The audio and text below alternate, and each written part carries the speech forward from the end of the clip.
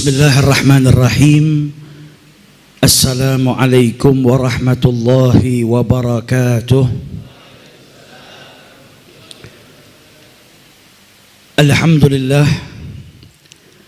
Alhamdulillahilladzi hadana lihadza wa ma kunna linahtadiya laula an hadanallah. Subhanaka la ilma lana illa ma 'allamtana innaka antal alimul hakim. Rabbi shrah li sadri wa yassir li amri wahlul 'uqdatam min lisani yafqahu qawli. Allahumma salli wa sallim ala sayyidina Muhammad miftahi bab rahmatillah adada ma fi ilmillah salatan wa salaman daimain bidawami mulkillah wa ala alihi wa sahbihi ajma'in, amma ba'du.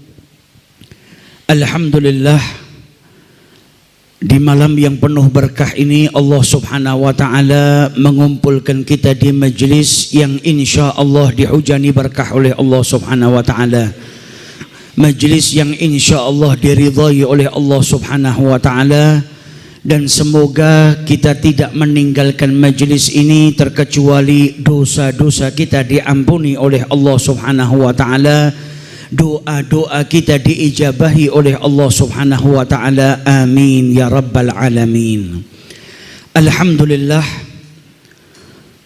mulai dari tadi kita duduk di majlis ini diajak bersama-sama untuk berzikir mengingat Allah subhanahu wa ta'ala. Di majlis ini kita juga diajak untuk kembali mengingat dan membaca sejarah hidup manusia yang paling mulia, yaitu junjungan Nabi besar kita Muhammad sallallahu alaihi wasallam. Baru saja kita sama-sama membaca peristiwa besar yang dialami oleh Nabi besar Muhammad sallallahu alaihi wasallam. Mukjizat yang besar yang Allah berikan kepada beliau, yaitu dengan diperjalankan beliau oleh Allah subhanahu wa ta'ala al-Isra wal Mi'raj. Mukjizat yang tidak Allah berikan kepada selain Nabi besar Muhammad sallallahu alaihi wasallam. Perjalanan yang menunjukkan betapa mulianya Nabi besar kita Muhammad sallallahu alaihi wasallam. Jikalau Nabi Musa pernah memohon kepada Allah untuk berjumpa kepada Allah, maka Nabi Muhammad diminta oleh Allah untuk berjumpa dengan Allah subhanahu wa ta'ala. Jikalau Nabi Allah Musa alaihi salatu wassalam pernah meminta kepada Allah agar dilapangkan dadanya, maka Nabi Muhammad sallallahu alaihi wasallam telah dilapangkan dadanya oleh Allah subhanahu wa ta'ala. Maka di sini para ulama menjelaskan ada perbedaan antara derajat atau maqam talib dengan derajat matlub, yaitu yang diminta oleh Allah subhanahu wa ta'ala, menunjukkan kedudukan mulia Nabi besar kita Muhammad sallallahu alaihi wasallam. Kita mengkaji atau membaca kembali mukjizat Nabi besar Muhammad sallallahu alaihi wasallam tak lain agar tujuannya menambahkan keimanan kita kepada beliau, menambahkan rasa yakin kita kepada beliau, dan kembali kita menyadarkan kepada diri kita bahwasanya beliau adalah basyarun la kal basyar. Nabi Muhammad tidak sama dengan manusia pada umumnya. Beliau manusia, beliau bukan Tuhan, beliau bukan malaikat, akan tetapi jelas berbeda antara derajat Nabi Muhammad sallallahu alaihi wasallam dengan derajat manusia pada umumnya. Sebagaimana dipermisalkan oleh para ulama, kama annal yaqut hajarun la kal hajar, seperti permata dia batu tapi tidak sama dengan batu pada umumnya. Nabi Muhammad sallallahu alaihi wasallam beliau manusia. Beliau menikah, memiliki anak, beliau sehat, terkadang sakit, bahagia, dan juga terkadang sedih. Akan tetapi derajat Nabi besar Muhammad sallallahu alaihi wasallam jelas tentu berbeda dengan manusia pada umumnya. Mukjizat-mukjizat yang kita kaji tak lain akan menambahkan rasa iman kita dan keyakinan kita kepada beliau. Nabi Muhammad sallallahu alaihi wasallam disebutkan oleh para ulama adalah nabi yang paling banyak mendapatkan mukjizat dari Allah Subhanahu wa taala. Bahkan Nabi Muhammad adalah satu-satunya manusia yang paling banyak anggota tubuhnya disebut oleh Allah Subhanahu wa taala dalam Al-Qur'an. Dalam Al-Qur'an Allah Subhanahu wa taala sebutkan banyak sekali anggota tubuhnya Nabi Muhammad. Alam nasyrah laka sadrak, dadanya Nabi Muhammad. Wa anqadha dhahrak, pundaknya Nabi Muhammad. Wala tamuddanna ainaik, yang disebut oleh Allah kedua matanya Nabi Muhammad sallallahu alaihi wasallam. Bahkan sampai suara Nabi pun disebut oleh Allah di dalam Al-Quran. La tarfa'u aswatakum fauqa sautin Nabi. Bahkan pakaian beliau wa thiyabaka fatahhir, menunjukkan betapa mulianya Nabi besar kita Muhammad sallallahu alaihi wasallam. Beliau diberikan mukjizat oleh Allah, paling besarnya mukjizat. Para nabi diberikan oleh Allah mukjizat, dan ketika mereka meninggal dunia maka mukjizatnya pun tidak tersisa. Nabi Muhammad diberi oleh Allah mukjizat Al-Quran yang sepanjang zaman, bukan hanya sampai hari ini tapi sampai esok hari kiamat, mukjizat tersebut masih ada dan dijaga oleh Allah Subhanahu wa taala. Nabi Muhammad diberikan mukjizat oleh Allah ketika kaumnya meminta bukti. Maka Allah berikan mukjizat yang besar untuk Nabi Muhammad, terbelahnya bulan menjadi dua. Bahkan para ulama mengatakan ini mukjizat yang paling besar, karena para nabi yang lain diberikan mukjizat oleh Allah di dunia, di bumi, akan tetapi terpisahnya bulan atau insyiqaqul qamar itu sudah mukjizat yang di luar daripada bumi atau semesta ini. Akan tetapi kaumnya mengatakan itu adalah sihir. Ketika mereka hendak membuktikan, kita lihat bagaimana nanti yang datang dari luar Mekah, orang-orang musafir. Kalau ini sihir, maka yang melihat hanya ada penduduk Mekah. Yang di luar Mekah pasti tidak tersihir. Namun ketika orang-orang yang datang dari perjalanan ditanya dan mereka menjawab, menyaksikan bulan terbelah menjadi dua, maka kaum Nabi Muhammad yang di Mekah, yang dibutakan mata hatinya oleh Allah Subhanahu wa taala, tetap mengatakan itu adalah sihir yang dilakukan oleh Nabi Muhammad SAW. Belum lagi mukjizat Nabi yang sangat banyak. Sayyidina Anas bin Malik meriwayatkan ketika datang waktu asar, kami ingin melaksanakan sholat dan tidak ada air wudhu, hanya ada air sedikit yang disediakan untuk wudhunya Nabi Muhammad. Nabi pun kemudian memasukkan tangannya ke dalam air yang jumlahnya atau banyaknya sedikit. Sebuah mangkok atau ember yang kecil, yang air tersebut hanya cukup digunakan oleh Nabi Muhammad. Tangan beliau masukkan ke dalam air tersebut. Sayyidina Anas bin Malik meriwayatkan, dan kami pun melihat air keluar dari sela jari jemari Rasulullah sallallahu alaihi wasallam. Maka sahabat yang ada di tempat itu semuanya berwudu. Bahkan dalam kesempatan yang lain, yang haus bisa minum dari air tersebut, yang mau melaksanakan wudhu bisa berwudhu dari air tersebut. Air yang sedikit menjadi cukup digunakan oleh banyak orang karena keluar dari sela jari jemari Nabi besar Muhammad SAW. Maka sudah tentu beliau bukan manusia biasa. Tak seorang pun manusia biasa bisa melakukan atau diberikan mukjizat oleh Allah sebagaimana yang Allah berikan kepada Nabi Muhammad SAW. Bagaimana para sahabat yang mendengar tasbih batu yang saat itu dipegang oleh Nabi Muhammad SAW. Bagaimana Sayyidina Ali bin Abi Thalib meriwayatkan, kami dulu di Mekah tidak melewati sebuah pohon atau gunung terkecuali pohon dan gunung tadi mengucap salam kepada Nabi Muhammad, Assalamu alaika ya Rasulullah. Bahkan sebelum Nabi diutus, sebagaimana diriwayatkan oleh Sayyidina Jabir ibnu Samrah, beliau meriwayatkan Nabi bersabda bahwasanya dahulu di Mekah sebelum beliau diutus, Inilah a'rifu hajaran kana bi Makkah yusallimu alayya qabla an ub'ats. Ada sebongkah batu di Mekah yang itu mengucapkan salam kepada Nabi sebelum Nabi diangkat oleh Allah menjadi Nabi dan Rasulnya Allah Subhanahu wa ta'ala. Dan Nabi mengatakan, inni la a'rifuhul an. Kejadian itu sebelum kenabian. Namun Nabi mengatakan, saya masih tahu batu mana yang dulu kalau saya lewat itu batu mengucapkan salam kepada saya. Batu banyak. Di Mekah banyak sekali terdapat batu, namun ada satu batu yang tidak dilupakan oleh Nabi Muhammad SAW. Kenapa batu itu tidak dilupakan oleh Nabi Muhammad? Karena itu batu mengucap salam kepada Nabi Muhammad. Kalau ada batu mengucap salam sama beliau saja tidak dilupakan, bagaimana dengan kita yang mulai ba'dal maghrib tadi tak henti-hentinya lisan kita mengucap salam kepada Nabi Muhammad? Maka kita harapkan setiap salam yang kita ucapkan kepada beliau menjadikan beliau kelak ingat kepada kita di hari kiamat, menjadikan beliau ingat kepada kita yang senantiasa mengucapkan salam kepada Nabi Muhammad sallallahu alaihi wasallam. Belum lagi ketika ada seorang wanita Yahudi yang hendak meracuni Nabi Muhammad sallallahu alaihi wasallam. Ketika daging itu sudah digigit oleh Nabi Muhammad, maka beliau diberitahu oleh Allah, diberikan mukjizat oleh Allah, daging yang beliau gigit berbicara kepada beliau. Kalau makanan itu telah diracuni oleh seorang wanita Yahudi, maka dikeluarkan dari mulut Nabi besar Muhammad sallallahu alaihi wasallam.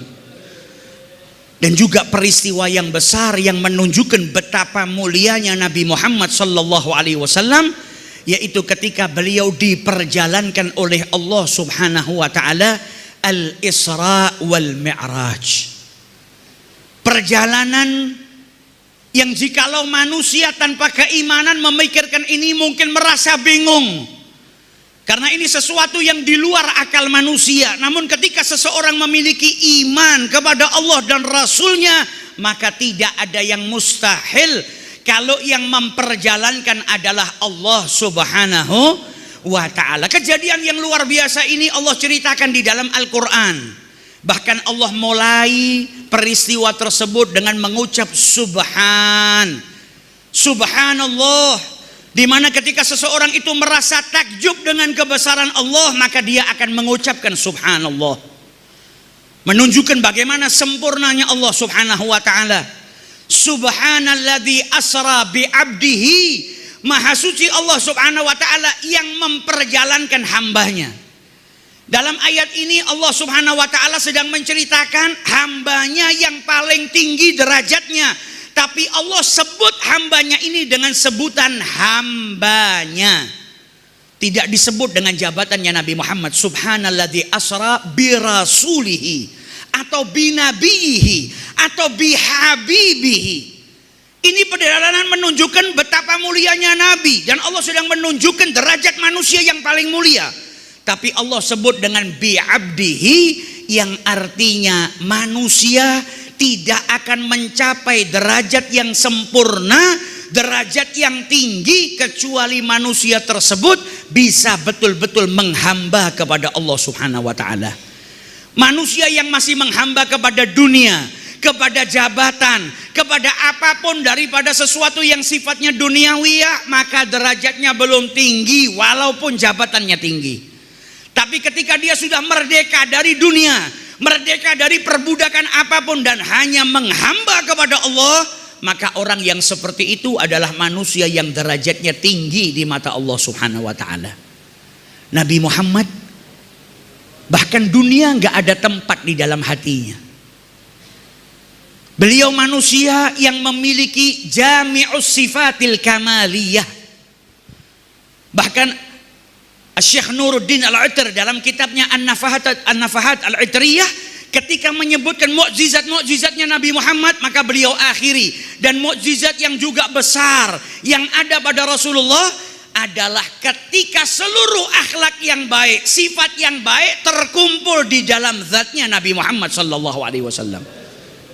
Beliau jelaskan Nabi Muhammad itu dari segi akhlak, beliau ghayatul quswa.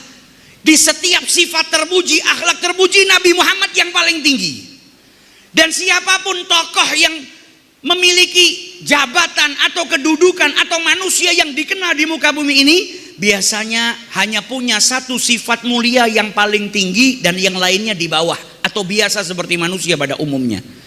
Atau terkadang manusia itu unggul di 2 sifat atau 3 sifat, yang lainnya biasa atau di bawahnya orang biasa. Nabi Muhammad seluruh sifatnya beliau mulia, dan beliau berada di puncak kemuliaan dan tidak pernah turun kualitasnya. Mau bicara sabar, paling sabarnya manusia Nabi Muhammad. Mau bilang rendah hati, paling rendah hatinya manusia Nabi Muhammad. Mau bilang dermawan, paling dermawannya manusia Nabi Muhammad. Mau bilang ahli ibadah, paling ahli ibadahnya manusia Nabi Muhammad. Mau bilang takwa, paling bertakwanya manusia Nabi Muhammad. Dan ini beliau stabil di yang paling atas, dan tidak ada manusia yang pernah mengalahkan Nabi Muhammad SAW. Mau bilang sabar, tadi kita baca bagaimana sabarnya Nabi Muhammad SAW. Nabi Muhammad dari kecil sudah mendapatkan banyak ujian yang besar dari Allah. Lahir dalam keadaan yatim, 6 tahun ibunya meninggal dunia, 8 tahun kakeknya sudah wafat meninggal dunia. Di masa hidupnya beliau mendapatkan banyak sekali rintangan-rintangan dan tantangan. Bagaimana ketika beliau diangkat jadi Rasul oleh Allah Subhanahu wa ta'ala. Di hari pertama Nabi Muhammad diangkat oleh Allah menjadi Rasul, sudah tahu di kemudian hari rintangannya besar, ujiannya banyak. Hari pertama Nabi Muhammad diangkat jadi Rasul oleh Allah, berjumpa dengan Warakah ibnu Naufal. Apa yang dikatakan oleh Warakah ibnu Naufal? Ya laitani kuntu jada'an. Andai saja saya masih muda, andai saja saya masih hidup ketika kaummu mengusir dirimu. Hari pertama diangkat jadi Rasul oleh Allah, Nabi sudah mendapatkan kabar dari Warakah ibnu Naufal, andai saja saya masih hidup ketika kaummu mengusir dirimu. Sampai Nabi Muhammad bertanya, awa mukhrijiyahum, apakah mereka mengeluarkan saya, mengusir saya? Karena Nabi hidup di Mekah dalam keadaan mahbub, dicintai oleh kaumnya. Ketika kaumnya berselisih siapa yang hendak meletakkan Hajar Aswad, perselisihan yang hampir terjadi peperangan, ketika Nabi yang dipilih, Nabi yang masuk, apa kata orang-orang Mekah? Rawina bil amin. Beliau dicintai, mahbub, indah gaumeh, tapi diangkat jadi Rasul. Maka pertama kali beliau mendapat berita kalau suatu ketika kaumnya sendiri yang akan mengusir diri beliau. Jadi beliau sudah tahu tantangannya, rintangannya berat. Dan di dalam peristiwa Isra wal Mi'raj, Allah akhiri ayat perjalanan tersebut, innahu huwas sami'ul basir. Allah mendengar apa yang dilakukan oleh kaumnya Nabi Muhammad. Allah mendengar mereka mencaci Nabi, memaki Nabi, menyakiti Nabi Muhammad. Allah melihat bagaimana kaumnya berbuat buruk kepada Nabi Muhammad sallallahu alaihi wasallam. Maka Nabi kemudian diperjalankan oleh Allah al-Isra wal Mi'raj. Allah menunjukkan kepada Nabi Muhammad kalau Allah tidak membiarkan nabinya, akan tetapi nabinya terus dijaga oleh Allah Subhanahu wa taala. Adapun musibah-musibah yang dialami oleh Nabi Muhammad itu adalah sunnatullah. Bagi siapapun yang hendak menyebarkan syariatnya Allah, berjuang di jalannya Allah, maka mereka akan mendapatkan ujian daripada Allah Subhanahu wa ta'ala. Tidak hanya Nabi Muhammad, para sahabat-sahabatnya Nabi ketika mereka beriman kepada ajaran yang dibawa oleh Nabi Muhammad, mereka mendapatkan ujian yang berat. Ada yang ditusuk dari belakang sampai tembus ke depan, diperintahkan untuk keluar dari ajarannya Nabi Muhammad, tetap memilih beriman kepada Allah. Ada yang dicabik-cabik, ada yang dijambak rambutnya sampai lepas dari kepalanya, ada yang pundaknya diletakkan di bawah batu yang dipanaskan, ada batu besar yang diletakkan di atas dadanya, disiksa setiap hari. Untuk keluar dari siksaan hanya tinggal mengucapkan kalau dia beriman kembali kepada berhala-berhala yang disembah oleh tuannya. Namun budak yang dianggap lemah dahulu oleh orang-orang kafir Quraisy ini, ketika diseksa dia berkata ahadun ahad. Bahkan orang yang paling kuat di Mekah pun saat itu kalau berada di posisi Bilal ibn Rabah tidak akan mampu menahan rasa sakit yang pernah ditahan oleh Bilal ibn Rabah. Bahkan yang menyiksa capek menyiksa Bilal, namun Bilal tak pernah capek mempertahankan imannya kepada Allah Subhanahu wa ta'ala. Ada yang ikut diboikot. Tidak sedikit dari sahabat Nabi yang saat itu makan dari dedaunan yang kering. Tidak sedikit dari mereka yang makan dari sesuatu yang tidak layak untuk dimakan karena mereka tidak memiliki makanan. Namun tak seorang pun keluar dari ajaran yang dibawa oleh Nabi Muhammad SAW. Maka sabarnya Nabi, kehidupan Nabi yang istimewa itu mendapatkan hadiah yang besar dari Allah. Tidak ada manusia yang bersabar kecuali akan diberikan imbalan yang besar oleh Allah Subhanahu wa ta'ala. Di saat musibah banyak, menimpa Nabi Muhammad. Di saat beliau kehilangan paman tercintanya yang selalu membentengi Nabi Muhammad. Di saat itu pula Nabi Muhammad kehilangan istri tercinta yang senantiasa berjuang bersama dengan Nabi Muhammad sallallahu alaihi wasallam. Maka tak lama setelah itu Nabi Muhammad mendapatkan hadiah yang besar dari Allah Subhanahu wa taala. Beliau diperjalankan oleh Allah Subhanahu wa taala al-Isra wal Mi'raj. Di mana perjalanan ini para ulama menyebutkan bukan hanya perjalanan ruh, akan tetapi jasad dan juga ruhnya Nabi besar Muhammad sallallahu alaihi wasallam. Hari ini kita dapati seperti zaman dahulu, banyak lagi manusia-manusia yang melakukan perang pemikiran, yang berusaha untuk membuat umat Islam tidak lagi meyakini dengan apa-apa yang terjadi pada Rasulullah sallallahu alaihi wasallam. Padahal para ulama telah menjelaskan kepada kita bahwasanya perjalanan tersebut adalah perjalanan ruhan wa jasadan. Dan Allah tidak menceritakan dalam peristiwa Isra wal Mi'raj subhanalladzi asra bi ruhihi, akan tetapi Allah menyebut dengan bi abdihi.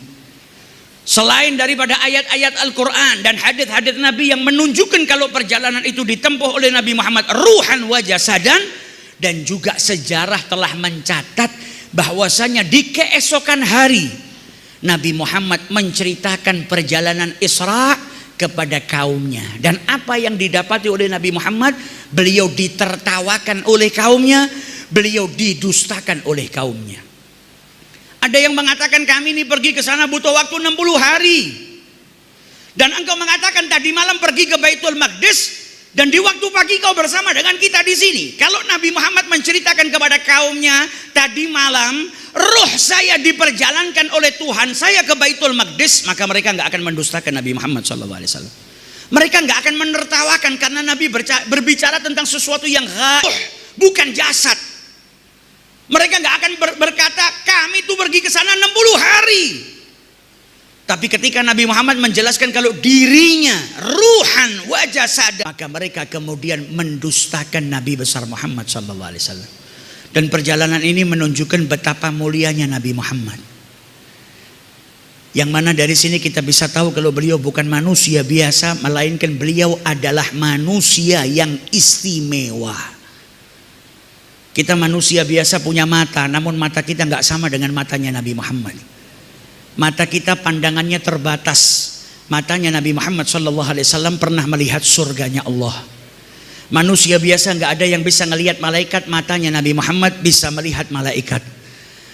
Manusia biasa matanya terbatas pandangannya, Nabi Muhammad diceritakan oleh Allah subhanalladzi asra bi abdihi lailan minal masjidil haram ilal masjidil aqsa alladzi barakna haulahu linuriyahu min ayatina. Allah tunjukkan kepada Nabi Muhammad sebagian daripada kebesaran-kebesaran Allah Subhanahu wa taala. Dari segi mata saja, mata kita berbeda dengan matanya Nabi Muhammad SAW. Dari segi fisik saja kita nggak bisa menyamai Nabi Muhammad. Kita memiliki telinga, pendengaran kita terbatas. Nabi Muhammad pendengarannya diberikan keistimewaan oleh Allah Subhanahu wa taala. Bahkan ada 2 orang yang diazab di dalam kubur, Nabi Muhammad mendengar. Kita diberikan lisan, bisa untuk berbicara, pembicaraan kita terbatas, suara kita terbatas. Nabi Muhammad diberikan suara oleh Allah yang bisa sampai ke tempat jauh tanpa beliau berteriak sekalipun. Ummu Hani sampai meriwayatkan, aku mendengar bacaan Qur'annya Nabi Muhammad. Dan Nabi Muhammad membaca fi jaufil lail, di waktu malam indal Ka'bah. Beliau bacanya di Ka'bah di waktu malam. Ummu Hani mendengar di dalam rumahnya dan beliau sedang berada di dalam kamarnya. Saat beliau naik ke atas mimbar dan memerintahkan kepada para sahabatnya di majelis ijlisu, ada salah seorang sahabat Nabi yang saat itu tidak berada di masjid, melainkan berada di suku Bani Ghanam, dan mendengar perintah duduknya Nabi Muhammad, maka beliau pun duduk. Ini baru fisiknya Nabi Muhammad, diberikan kesempurnaan oleh Allah Subhanahu wa taala, belum lagi akhlaknya yang dipuji oleh Allah di dalam Al-Qur'an, wa innaka la'ala khuluqin azim. Abdihi, Nabi Muhammad adalah sebaik-baik hamba Allah. Manusia yang derajatnya paling tinggi, namun beliau adalah al-mathalul akmal fit tawadhu. sebuah contoh yang sempurna dalam rendah hati. Nabi Muhammad dalam hadisnya bahkan beliau berkata, ajlisu kama yajlisul abad. Aku duduk seperti duduknya seorang hamba. Beliau tidak memiliki singgasana atau kursi yang dimiliki oleh para raja. Akulu kama yakulul abad. Aku makan seperti makannya seorang hamba. Beliau nggak minta disajikan seperti para raja. Bahkan saking tawadhu'nya Nabi Muhammad sampai disebutkan di dalam kitab Syama'il, terkadang beliau itu menunggangi keledai. Tidak mengkhususkan dirinya harus menunggangi kuda jantan atau kuda yang gagah, yang saat itu digunakan oleh para raja atau para pejabat atau orang-orang yang memiliki kedudukan. Nabi Muhammad terkadang yarkabul himar. Bahkan beliau pergi ke Bani Quraidah saja menggunakan himar. Beliau terkadang memboncengkan istrinya. Beliau terkadang memboncengkan sahabatnya Mu'adz ibnu Jabal. Beliau terkadang memboncengkan anak dari sahabatnya, padahal beliau Rasulullah. Suatu saat beliau pernah menggoncengkan Kulthum ibnul Abbas dan Al-Fadl ibnu Abbas, dua anak daripada sahabat dan pamannya Nabi Muhammad yang masih kecil, diboncengkan oleh Nabi besar Muhammad sallallahu alaihi wasallam. Nah, ini tawadhu'nya Nabi Muhammad. Walaupun beliau rendah hati, namun tidak mengurangi bagaimana haibah yang Allah berikan kepada Nabi Muhammad sallallahu alaihi wasallam. Kalau ada orang yang pertama kali berjumpa dengan Nabi, pasti dia merasa gemetar, ketakutan karena wibawa dan haibah yang Allah berikan kepada Nabi besar Muhammad sallallahu alaihi wasallam. Sebagaimana dikatakan oleh Sayyidina Ali bin Abi Thalib, man ra'ahu badihatan habah. Kalau pertama kali faja'ah ketemu sama Nabi Muhammad, takut. Sampai terkadang Nabi Muhammad menenangkan orang tersebut, jangan takut. Aku ini hanya anak seorang wanita dari Mekah, kana ta'kulul gedi, yang dahulu itu makan daging yang dikeringkan, menunjukkan bagaimana tawadhu'nya Nabi Muhammad. Tapi beliau katakan, waman khalatahu ma'rifatan, siapa yang kumpul sama Nabi, kenal sama Nabi Muhammad, ahabbah, pasti cinta dengan Nabi Muhammad sallallahu alaihi wasallam. Kalau sudah duduk ngelihat keindahan yang ada pada Rasulullah sallallahu alaihi wasallam, maka dia pasti akan cinta kepada Rasulullah sallallahu alaihi wasallam. Bagaimana tidak cinta? Sarana untuk mencintai bagi siapapun yang hendak mencintai Nabi Muhammad. Karena orang itu biasanya kalau mencintai, sebabnya itu kembali kepada jamal, keindahan, atau kamal, kesempurnaan. Kalau ada orang melihat keindahan, dia jatuh cinta. Kalau ada orang lihat kebaikan, kesempurnaan, dia akan jatuh cinta. Terkadang, nah bagaimana dengan Nabi Muhammad yang seluruh sifat baik ada pada dirinya? Maka orang yang mau mengenal Nabi Muhammad, maka dia bisa mencintai Nabi besar Muhammad sallallahu alaihi wasallam. Belum lagi kalau kita bisa mengetahui betul-betul bagaimana cintanya Nabi Muhammad kepada kita. Hidupnya untuk kita, perjuangannya untuk kita. Beliau rela disakiti, dicaci, dimaki, dan apapun yang dilakukan oleh kaumnya yang memusuhi beliau, tapi beliau tetap tidak memutus dakwahnya agar Islam sampai ke zaman kita ini. Beliau berjuang untuk kita. Beliau nggak pernah melupakan umatnya, baik di masa hidupnya atau setelah wafatnya atau nanti di hari kiamat. Nabi Muhammad nggak pernah lupa dengan umatnya. Sayyidina Anas bin Malik pernah meminta kepada Nabi Muhammad, sa'altu Rasulullah ayyashfa'ani yaumal qiyamah. Aku pernah minta kepada Nabi Muhammad agar memberikan syafaat kepadaku kelak di hari kiamat. Dan Nabi pun Muhammad SAW menjawab, af'alu insyaallah. Maka kemudian Anas bin Malik bertanya sama Nabi Muhammad, ya Rasulullah, nanti di hari kiamat saya bisa mendapatkan Anda di mana? Hari kiamat ini menakutkan, setiap orang ketakutan. Saya bisa mendapatkan Anda di mana ya Rasulullah? Maka Nabi Muhammad menjawab, indas sirat, di siratul mustaqim. Fa in lam alqaq, kalau saya nggak dapatin Anda di situ, di mana ya Rasulullah? Di mizan, di tempat timbangan amal manusia. Kalau saya nggak dapatin Anda di situ, di mana ya Rasulullah? Di haud, di telaga. Kalau saya nggak dapatin Anda di situ ya Rasulullah, kata Nabi, saya tidak tinggalkan tiga tempat itu. Jadi kita bisa pahami Nabi Muhammad di hari kiamat beliau masih bersusah payah, masih capek, berpindah-pindah dari siratul mustaqim ke timbangan amal manusia, ke telaga. Untuk apa? Menyelamatkan kita umatnya Nabi Muhammad SAW. Di hari kiamat beliau nggak lupa, bahkan beliau masih rela bersusah payah, rela menyelamatkan siapa? Kita yang terkadang satu hari nggak ingat dengan Nabi Muhammad. Bahkan beliau masih rela bersusah payah memberikan minum dengan tangan sucinya kepada umat-umatnya yang saat itu kehausan. Itulah Nabi besar kita Muhammad SAW. Mari malam Isra wal Mi'raj kita hari ini diingatkan dengan perjalanan mulia Nabi Muhammad SAW. Maka kita jadikan peringatan Isra wal Mi'raj ini kembali menggugah kita untuk melaksanakan amanah yang diamanahkan oleh Nabi besar Muhammad SAW kepada kita. Beliau pulang dari perjalanan Isra wal Mi'raj membawa perintah sholat 5 waktu. Sebelum wafat beliau mewasiatkan kepada kita untuk menjaga sholat. Ayo jadikan malam ini malam yang kembali kita memperbarui niat kita untuk membahagiakan Nabi Muhammad SAW. Bagaimana cara kita membahagiakan Nabi Muhammad? Dengan mengamalkan apa yang diperintahkan oleh Allah, menjauhi larangannya Allah. Ayo kita bahagiakan Nabi Muhammad dengan mengerjakan sholat 5 waktu, tidak meninggalkan perintahnya Allah, dan sebisa mungkin kita mengerjakannya secara berjamaah dengan tujuan membahagiakan Nabi besar Muhammad SAW. Dan kita yang akan bahagia. Nabi Muhammad pun ketika diminta oleh salah seorang anak, ya Rasulullah, as'aluka murafaqataka fil jannah, saya minta bersama dengan dirimu di surga. Nabi nggak ngasih balas. Nabi Muhammad berkata kepada anak tersebut, kalau begitu a'inni bikathratis sujud. Mau masuk surga, ayo bantu saya. Kalau kau ingin bersama dengan saya di surga dengan memperbanyak sujud, yaitu menjalankan perintahnya Allah Subhanahu wa ta'ala.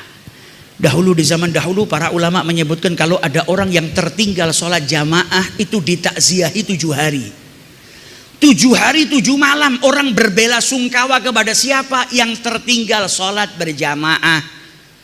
Dan bagi mereka yang tertinggal takbiratul ihram ditakziahi. Mereka yang tertinggal 1 rakaat ditakziahi. Al-Imam Umar bin Abdurrahman Al-Attas ketika putra beliau wafat, orang datang bertakziah, beliau berkata, kenapa kalian hanya bertakziah ketika urusan dunia? Demi Allah, kalau saya tertinggal takbiratul ihram atau tertinggal jamaah, gak seorang pun dari kalian berbela sungkawa kepada saya. Menunjukkan betapa hebatnya dan betapa besarnya salat berjamaah. Maka jadikan momentum Isra wal Mi'raj ini sebagai penyemangat bagi kita.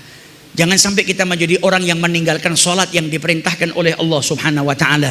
Dan minta kepada Allah Subhanahu wa ta'ala agar anak-anak kita dijadikan anak-anak yang mendirikan sholat, anak-anak yang saleh salehah, anak-anak yang tidak bermaksiat kepada. Dijadikan kita orang-orang yang mencintai Rasulullah, orang-orang yang mencintai keluarganya Rasulullah, orang-orang yang mencintai para sahabatnya Rasulullah, orang-orang yang berjalan di jalannya Nabi besar Muhammad SAW. Dijauhkan kita dari pemikiran-pemikiran yang berbahaya, dijauhkan anak keturunan kita dari pemikiran-pemikiran yang bahaya.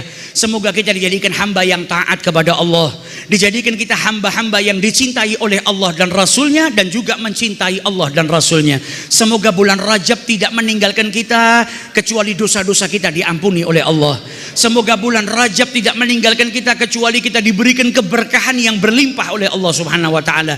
Diberkahi kita di sisa bulan Rajab, dan diberkahi pula kita di bulan Sya'ban, dan disampaikan kita ke bulan suci Ramadan, sehingga kita bisa berpuasa imanan wahtisaban hatta nahdha bil ghufran wal itik minan niran. Dan semoga kelak diakhiri usia kita dalam keadaan husnul khatimah, dalam keadaan diridhai oleh Allah Subhanahu wa ta'ala. Dan kita doakan guru-guru kita, para habaib kita, dan para masyayikh kita, semoga dipanjangkan usianya oleh Allah Subhanahu wa ta'ala. Khususan Al-Habib Muhammad Taufik, semoga dipanjangkan usianya oleh Allah Subhanahu wa ta'ala dalam keadaan sehat wal afiyah, sehingga bisa terus membimbing kita ke jalan yang diridhai oleh Allah Subhanahu wa ta'ala. Semoga kita dibangkitkan di barisannya Nabi Muhammad, dimasukkan surga bersama dengan Nabi Muhammad. Nadkhul ma'ataha wa ali fi sufufil awalat ma'ahum daiman fi daril dhih wa daril akhirah. Wa sallallahu ala sayyidina Muhammadin wa ala alihi wa sahbihi wa sallim. Walhamdulillahi rabbil alamin. Wal afu minkum alal italah. Thumma assalamu alaikum warahmatullahi wabarakatuh.